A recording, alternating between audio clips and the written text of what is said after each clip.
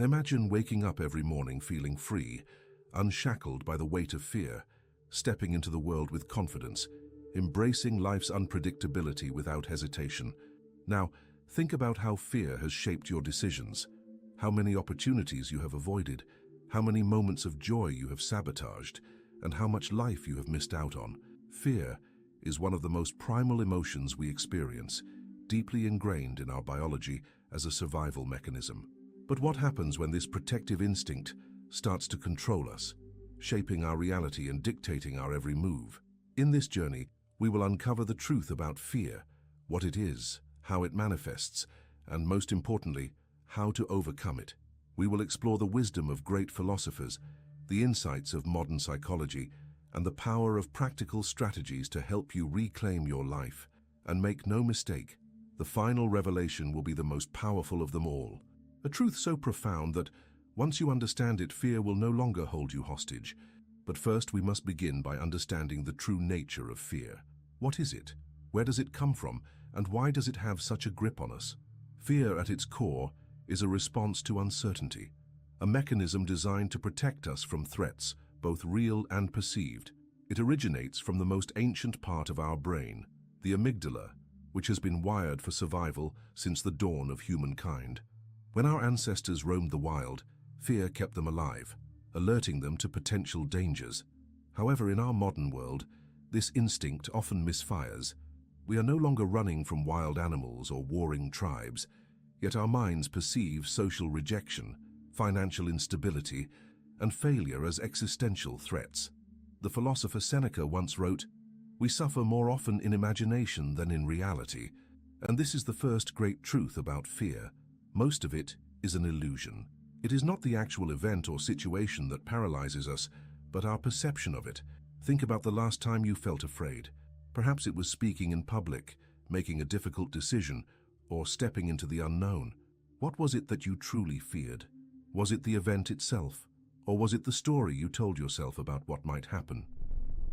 Psychologists call this phenomenon catastrophizing, the tendency to imagine the worst possible outcome, even when there is little evidence to support it. Our minds create terrifying scenarios, convincing us that failure is inevitable, humiliation is certain, and disaster is just around the corner. But here's the paradox. Fear itself is often far worse than the thing we are afraid of. The anticipation of failure is often more painful than the failure itself. The fear of rejection is often more crippling than rejection itself. The fear of death is often more paralyzing than death itself. So how do we break free? How do we stop allowing fear to dictate the course of our lives? The first step is awareness. To dismantle fear, you must first recognize when it is controlling you. Begin to observe your thoughts. Catch yourself in the act of catastrophizing. Ask yourself, is this fear based on reality, or is it a product of my imagination? The second step is to reframe your perspective. Instead of seeing fear as an enemy, recognize it as a teacher. Every fear holds a lesson. Fear of failure teaches you about resilience. Fear of rejection teaches you about self-worth. Fear of the unknown teaches you about courage. The difference between those who are controlled by fear and those who conquer it is not the absence of fear, but their relationship with it. The great psychologist Carl Jung once said, "What you resist persists." The more you try to suppress fear, the stronger it becomes. But when you acknowledge it, face it, and embrace it, it begins to lose its power over you. And here's a crucial insight. Fear and excitement are two sides of the same coin. The physiological response to fear, racing heart, sweaty palms, shallow breathing, is nearly identical to the response to excitement. The only difference is interpretation. When faced with fear, instead of saying, "I'm terrified," try saying, "I'm excited." This simple shift in language can change your entire experience. Public speakers, athletes, and performers use this technique to transform fear into fuel. But what if fear is deeply ingrained in you? What if it feels impossible to shake off?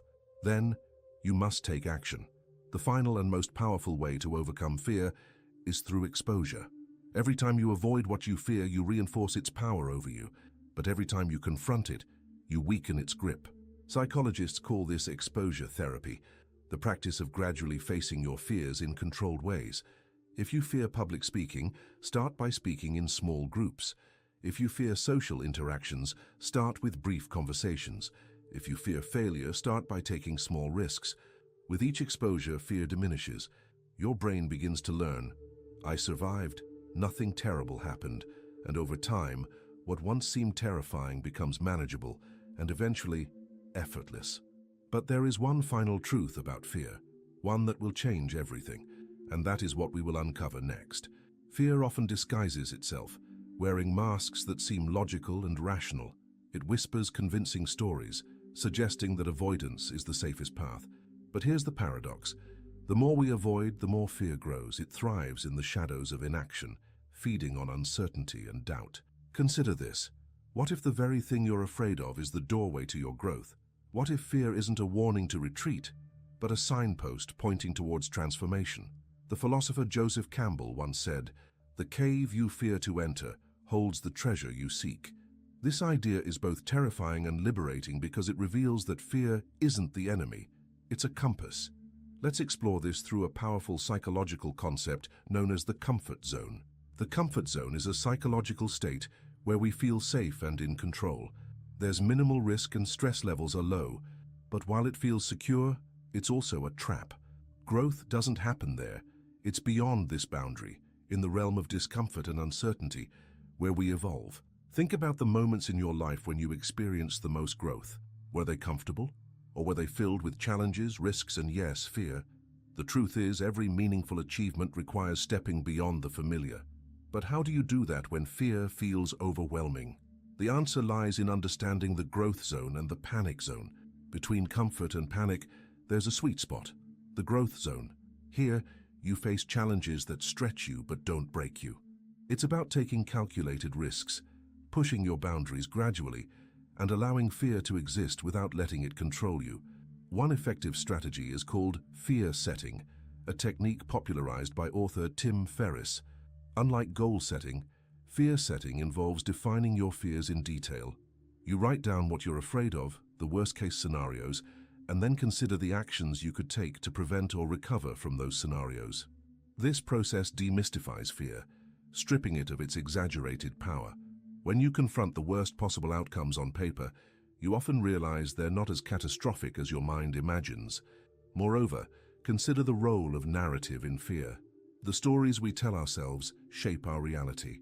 If you constantly narrate your life through a lens of fear, I'm not good enough, I'll fail, I can't handle this, those beliefs become self-fulfilling prophecies. But narratives are not fixed. They can be rewritten. Cognitive behavioral therapy, one of the most effective psychological approaches, emphasizes this principle. It teaches that our thoughts influence our feelings, which in turn affect our behaviors. By identifying and challenging distorted thinking patterns, we can change how we feel and act.